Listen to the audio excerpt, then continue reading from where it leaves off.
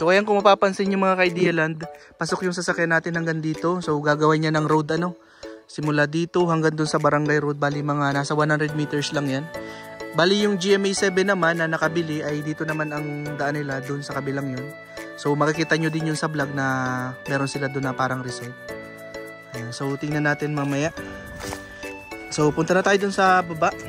Bali yung elevation natin dito ng lupa ay unti-unting pababa, yung banayad lang yung niya pagka heli. So hindi siya masyadong matarik dito sa itaas ay flat yung elevation.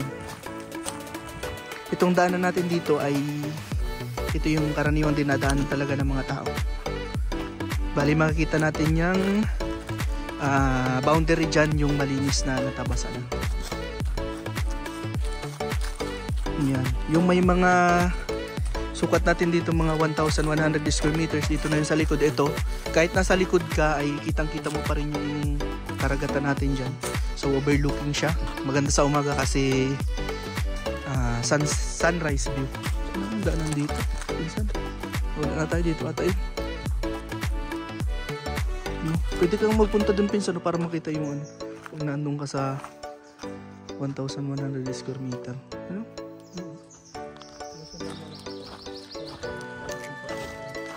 Wow.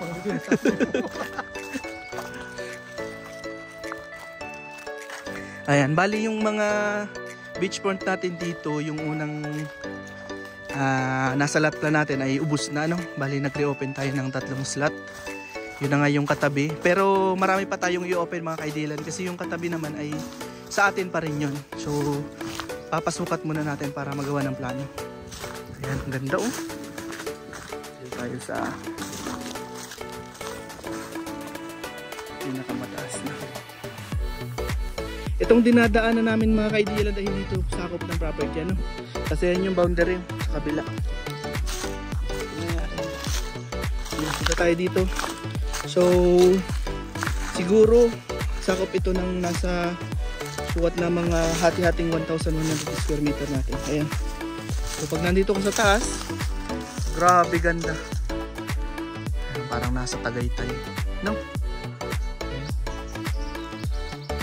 So yung natin dito, mga 1,100 square meter, yung nasa lot plan natin ay meron tayong right of way na dadaan dito sa gitna. Tapos may right of way din na papunta dito sa tabi. Bali parang letter T siya. Tapos papunta din dun sa pinakaunahan para may access lahat ng nakabili dito sa hulihan. Meron po tayong 10 meters na access, beach access dito sa harapan ng dagat. Kasi yung iba po ay gusto lang ay may access sila sa dagat, medyo malapit sa dagat. Kaya bibigyan po natin sila ng 10 meters na access dun sa unahan. Ayan, ang ganda nitong puno na ito. Kung sino makakakuha ng pwesto na to na 1,100 square meters, meron tayong puno dito. Ewan ko anong puno yan. Ayan. Bali kitang kita dito mga ka-Idealand yung kabundukan ng Ragay. Ayan, kitang-kita natin yung parola pag naandito ka sa Ayan. Kitang-kita yan. Bali, ayan yung kasama natin si Sir Jeff. Yun yung Pasakaw dito, sa banda dito, mga sa Bicol region. Ewan ko kung kita dito mga ka-Idealand yung Mayon Volcano kapag napakaganda ng panahon. Sabi nila natatanaw daw dito Bali dito yung sunrise view natin mga ka-Idealand, napakaganda kasi kitang-kita natin bawat umaga habang nagkakape tayo, pwede nating masilayan yung pagsikat ng araw. Tapos kitang-kita mo pa yung buong kabikulan, yung bundok, tapos kitang-kita natin yung napakagandang dagat. Mamaya pupunta tayo dun sa baba para makita natin kung gaano kaganda yung dagat. Ang kagandahan dito mga ka-Idealand ay safe sa bata kasi yung alon niya ay banayad lang, tapos hindi siya biglang lalim. Tapos meron tayo ditong mangrove area na kahit tanghaling tapat pwede ka mag-swimming, hindi ka magkaka-sunburn kasi nga ay may masisilungan kayo. Yun yung advantage ng may mangrove tayo. So yun, itong property natin ay from town ng San Narciso ay 25 to 30 minutes. And then from Manila naman ay mga 6 to 7 hours.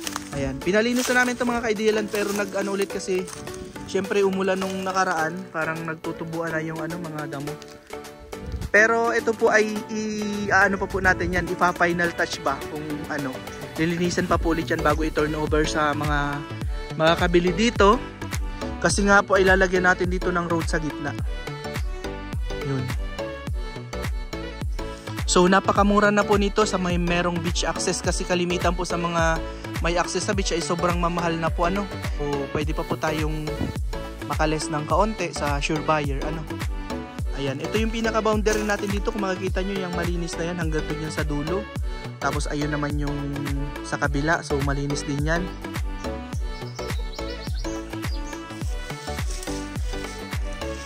Yan, ito yung pinaka-view natin dito. Bali, i-highlight ko lang ulit para mas makita nyo mga ka-Idea Land. So hinahinayin ko lang na video para mas ma-internalize nyo kung ano yung naan dito mismo sa lugar. Ayan.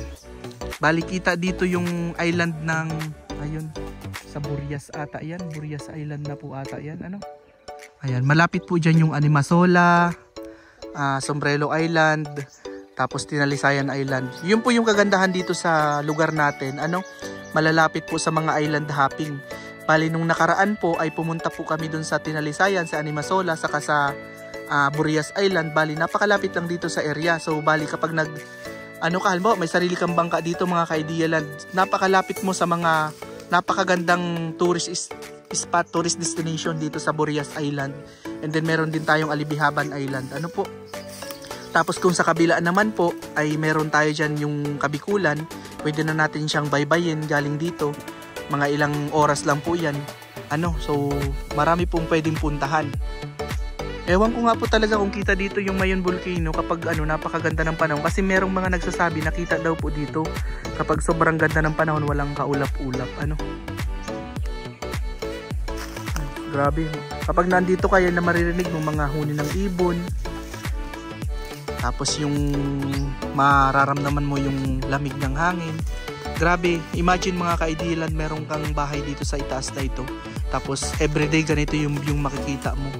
Na meron ka lang mini farm lot dito sa likudan, tapos anytime pwede kang maligo sa harapan, di ba? Sobrang napaka-relaxing. Ito yung mga buhay na maganda dito sa probinsya. Libre lahat, pwedeng libre na lahat, kasi kung magaling ka magtanim, may mga prutas, tapos meron tayo dito mga buko fresh kung gusto mo ng healthy living. So ito po yung harapan ng dagat natin mga ka-Idea Land. So bali, yung lahat na nakabili ng 1,100 square meters sa likod ay magkakaroon po ng access dito sa harapan. So tingnan nyo naman po kung gaano kaganda yung harapan natin. Napakaganda niya, napakalinaw, parang sobrang linis ng tubig, walang mga basura kasi nga virgin pa yung lugar. Tapos ganyan, safe sa bata kasi kalmado lang yung alon, tapos hindi siya biglang lalim. Kung makikita nyo naman sa video mga ka-Idea Land, ayan, hanggang dito yung pwedeng paliguan ng bata kasi hindi siya biglang lalim. Yan yung sinasabi ko sa inyo mga ka-Idea Land, na mga kaunting bakawan natin na pwede nyong pagsilungan kapag tanghaling tapat kayo naligo. So hindi po kayo magkaka-sunburn.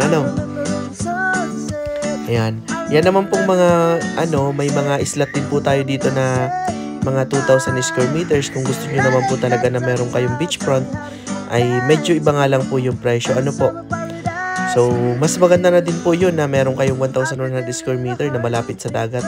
Kasi kung bahay bakasyonan yun lang naman sa probinsya, na naghahanap po kayo ng pwedeng pag-estiyan kapag Holy Week or something na vacation ng mga bata, ito po napaka-perfect na po nito. Dahil mura na po, 1,100 square meters lang, napakaganda pa ng view ninyo. Napakagandang tayuan ng vacation house or investment naman ay napakaganda kasi murang-mura lang.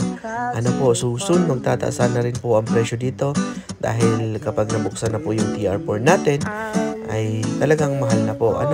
So sa mga interested po, message lang po kayo. Salamat po.